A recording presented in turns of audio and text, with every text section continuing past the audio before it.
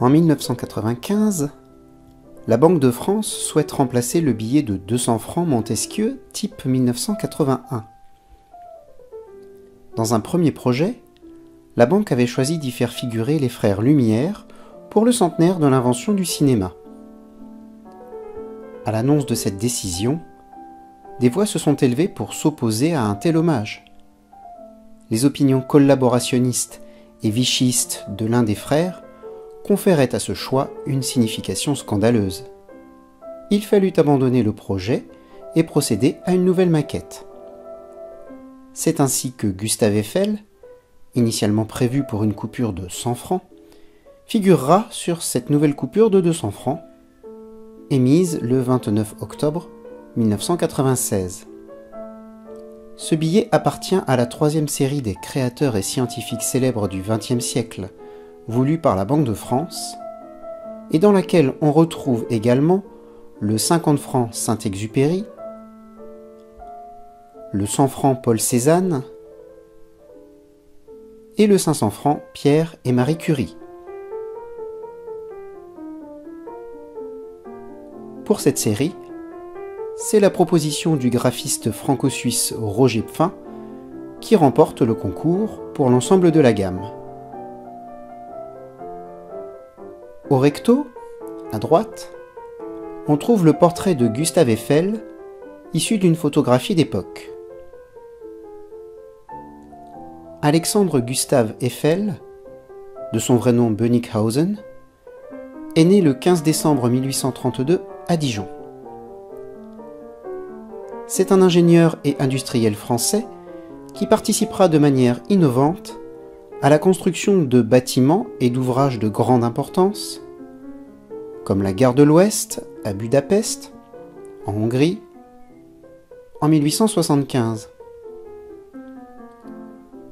ou encore le pont Maria Pia sur le Douro, au Portugal, en 1877, mais aussi la Statue de la Liberté à New York, aux États-Unis, en 1886.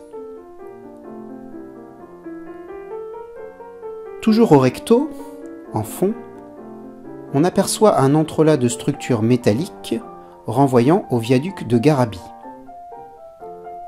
L'achèvement de ce viaduc, situé dans le Cantal, assure à Gustave Eiffel une énorme renommée. L'arc de 165 mètres de portée, qui soutient le tablier du pont, constitue un record du monde absolu en ce domaine. De plus, celui-ci est élevé à 122 mètres de hauteur. Le viaduc de Garabit est un ouvrage ferroviaire construit par la société Gustave Eiffel et compagnie et achevé en 1884, mais la mise en service de la ligne n'eut lieu qu'en 1888. Toujours au recto, une partie de la silhouette de la tour Eiffel est imprimée au centre, alors que sur le bord extérieur gauche est reproduit en vert fluorescent une vue stylisée de la base de la tour. En haut, on devine une petite vue en coupe de la coupole de l'observatoire de Nice. Cet observatoire est situé au sommet du mont Gros, à 370 mètres d'altitude, et au cœur d'une forêt de 35 hectares. L'architecte Charles Garnier conçut les 15 bâtiments d'origine. Il réalisa la base de la grande coupole, et c'est Gustave Eiffel qui réalisa la coupole abritant la lunette principale. Au verso, le thème dominant est une vue sur les piliers de la tour Eiffel, d'après une photographie datant de la fin du XIXe siècle, avec, en arrière-plan, le dôme central de l'exposition universelle de 1889.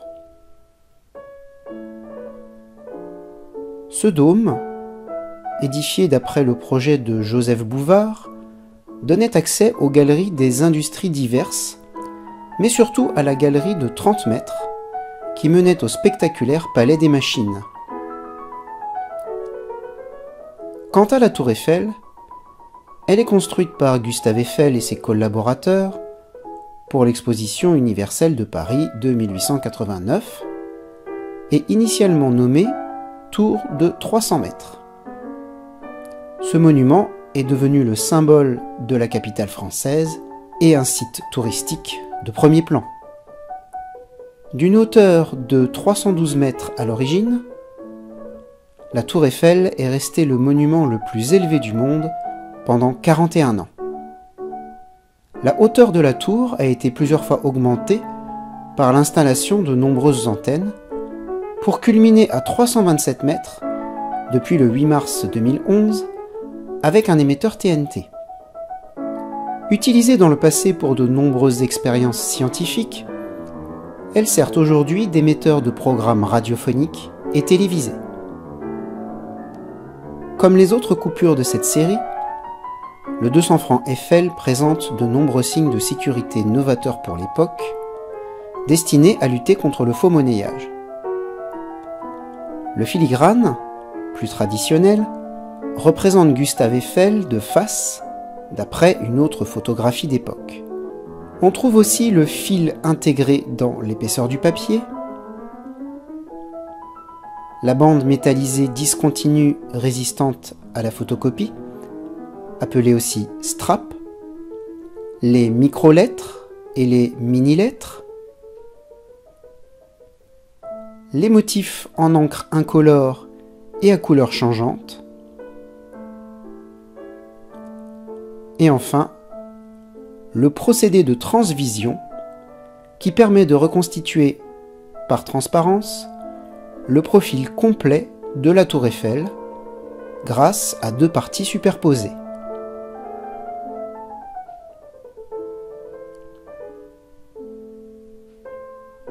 Imprimé de 1996 à 1999, le 200 francs Eiffel type 1995 restera le dernier billet de 200 francs jamais émis par la Banque de France. Il est retiré de la circulation le 18 février 2002 et suspendu de cours légal le 17 février 2012, date à laquelle il ne peut plus être échangé contre des euros, tout comme la pièce commémorative de 5 francs frappée en 1989 pour célébrer le centenaire de la construction de la Tour Eiffel.